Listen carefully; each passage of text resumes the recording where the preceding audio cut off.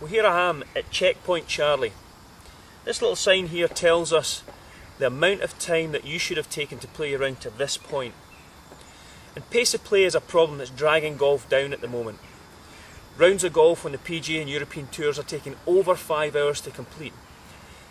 And that length of time is starting to filter its way down into club golf, and it's putting a lot of people off, especially in club medals, with rounds of golf taking 4.5 hours on a course that really shouldn't take much more than 3.5 to 4. So here are some of the do's and don'ts to try and make sure that your pace of play is as efficient as you can make it. Remember, your place on the golf course is behind the group in front and not in front of the group behind. So take a little look at these and see if you can start to shave a few seconds in those vital minutes off your round of golf.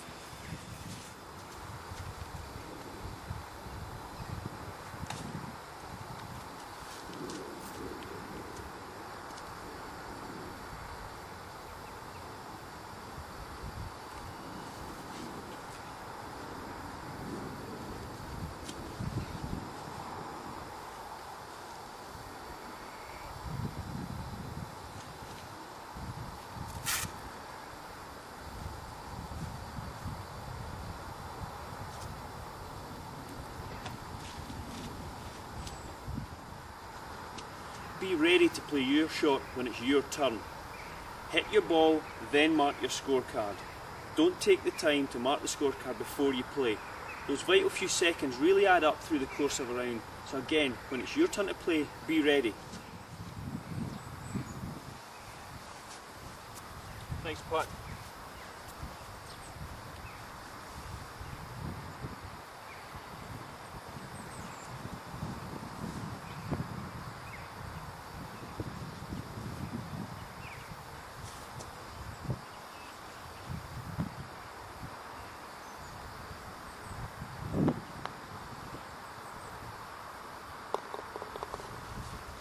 Again, remember, be ready to play. When you're on the green and somebody else is putting, that's your opportunity to get down behind your ball, see the line, judge the speed and be ready to hit the putt when it's your turn.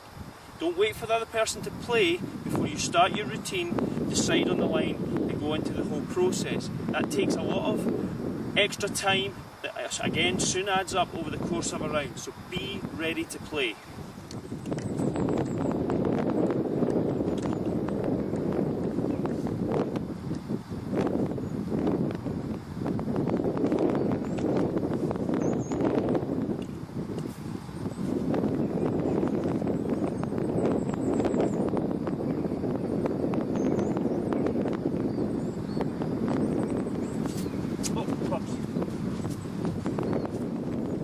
It might seem fairly insignificant, marking your scorecard when you're putting the flag back in. But two things: you're potentially holding up the game behind playing to the green, and those extra few seconds that you're wasting here, which you could be doing when your playing partners are teeing off in the next teeing ground, really adds up and can add some unnecessary time onto the length of your round. So be more efficient, flag in, play with undue delay, and get out of there. And especially, don't leave your clubs in the wrong position for where you're about to leave the green.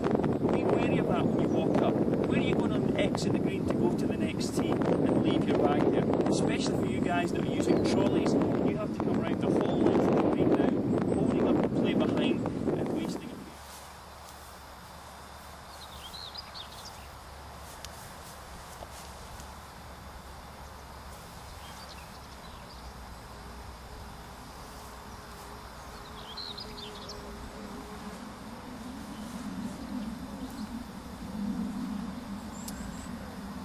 Guys, time's up. I'll go back. Just wave that group through and I'll go back and play another one. Find yourself in deep trouble and it looks like you've no chance of finding the ball easily. Wave the group behind through first. Take the time that they're playing to look for your ball, and if your time's up and you haven't found it, you've then got an opportunity and a gap to go back and play that next ball. But on top of that, if you see your ball going into potential trouble, play the provisional ball rule. It's free. Get the ball in play, so if this one isn't found, you have an alternative that speeds up play. Don't think, oh, I'll get it. Wait 5 minutes before you wave a group through, wander back, play that second ball and you've wasted a lot of unnecessary time. So if you see your ball going into trouble, play the provisional ball rule, and if there's no easy sign that you're going to find it, wave that group behind through and give yourself the breathing space and keep the pace of play moving.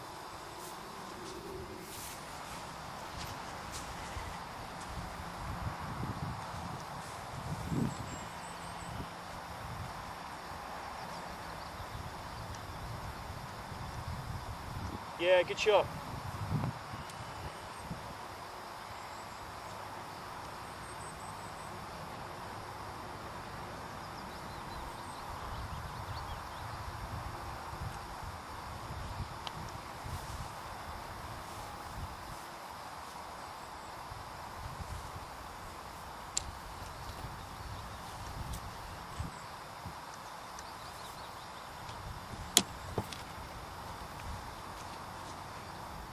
Again, I'll stress, be ready to play. Don't wait on your playing partners playing their shot, admiring what they're doing before you've even had a chance to think about what you're about to do. Don't be fumbling about with your yardage book, tossing up grass, picking your club, when it's your turn to play. You've got all that time when they're going through their routine and hitting their shot for you to be prepared for what you're about to do. Yeah, sometimes you'll have to readjust your assessment, but be ready as best you can to save those extra few seconds. The moral of the story is, be aware. Be aware that it's your turn to play and be ready for that shot. Be aware when your playing partners are going through their routine, you should be starting yours. Be aware of where you are relative to the group behind. If they're catching you and putting pressure on you, think about your pace of play. Be aware therefore of where you are relative to the group in front. If you start to see a gap appear, you need to make a conscious decision to either play quicker and fill that gap, or let the quicker group behind play through. It just keeps everything moving along. So little savings here and there can make a huge difference. Just because you're marking your scorecard whilst holding the flag and the group behind still waiting to play, you might think, well, that's not going to make a big difference.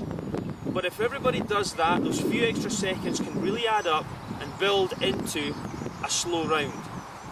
And think of it this way, if you as an individual can shave a few seconds off each shot you're about to hit, potentially a minute for each hole, that's nearly 18 minutes that you could save over the course of a round. If all three of you in the group did that, you're going to save a huge amount of time on the round of golf. And if everybody again plays efficiently, everything moves along a lot more smoothly and a lot quicker.